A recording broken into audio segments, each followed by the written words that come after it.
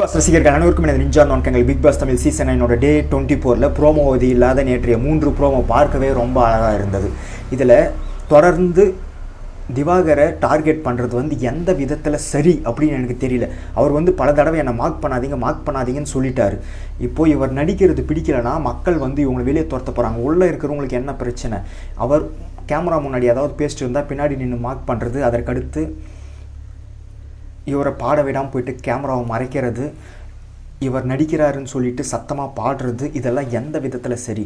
இதை போயிட்டு கேப்டன் கிட்ட ஒரு கம்ப்ளைண்ட்டாக வச்சா, உங்களுக்கு நடிக்கிற திறமை இருக்குன்னா அவருக்கு பாடுற திறமை இருக்குது, அது எப்படி நீங்கள் பாடாதன்னு சொல்ல முடியும்னு கேட்குறாரு.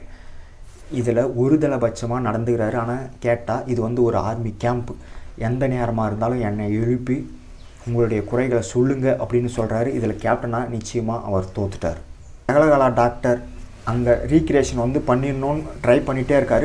இந்த நேரத்தில் மறுபடியும் வெளியே போயிட்டு பண்ணும்பொழுது பிரவீன்ராஜ் போயிட்டு அந்த கேமராவெல்லாம் மறைச்சி இவரை தள்ளி விடுறாரு. அந்த நேரத்தில் திவாகரும் தள்ளி விடும்போது கேப்டனுக்கு ஒரு கிராட்ச் வந்துடுச்சு. இதில் கனி போயிட்டு அந்த இடத்துல ஒரு நியாயமாக ஒரு பேசியிருக்கலாம், அவர் நடிக்கிறதுல என்ன தவறுன்னு கேட்டிருக்கலாம். இப்போ 106 கேமராவிலையும் அவன் போயிட்டு நடிக்கலைல்ல, ஏதாவது ஒரு கேமரா தானே, அங்கே இருக்கிற கேமரா உள்ளே இருக்கிறவங்களுக்கு சொந்தமானது தானே. அப்படி இருக்கையில் இவர் ஏதாவது ஒன்று பண்ணிட்டு போட்டோம், இவங்களுக்கு என்ன பிரச்சனை? அண்ணே, நீங்கள் சட்டம் இல்லாமல் இது போல் பண்ணுறது எங்களுக்கு பிடிக்கலனே, எங்களுக்கு அநாகரிகமாக இருக்குனே, கம்ஃபர்டபுளாக இல்லைனேன்னு சொல்கிறாங்க. ஆனால் இதுக்கு முன்னாடி அது போல் யாருமே இருந்தது கிடையாதா? அப்போல்லாம் சொல்லாத வார்த்தை திவாகர்னும் போது மட்டும் ஏன் இவங்க சொல்கிறாங்க அப்படின்னு ஒரு கேள்வி வருது. ஆனால் இது போல் ஒரு கேடு கேட்ட ஜென்மமான திவாகர் என்ன சொல்கிறாங்கன்னா, அக்கா தம்பி மாதிரி பழகிட்டு இருக்காங்க எஃப்ஜேவும் கனியும். நீங்கள் எஃப்ஜேவை கட்டி பிடிக்கும்போது எனக்கு அநாகரிகமாக தோணுது அப்படின்னு சொல்லி ஒரு கேரக்டரை கொச்சப்படுத்தி பேசுகிறாரு. ஆனால் இவர் போயிட்டு அரோரா கிட்ட கிஸ் பண்ணுன்னு கேட்பார்.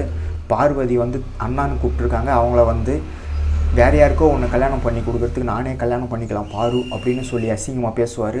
ஆனால் இவர் இன்னொருத்தரோட கேரக்டரை கொச்சப்படுத்துகிறாரு. இதில் எஃப்ஜே சட்டையெல்லாம் பிடிக்கல, சட்டையை பிடிச்சி அடிக்க போனதாக சொல்கிறாரு.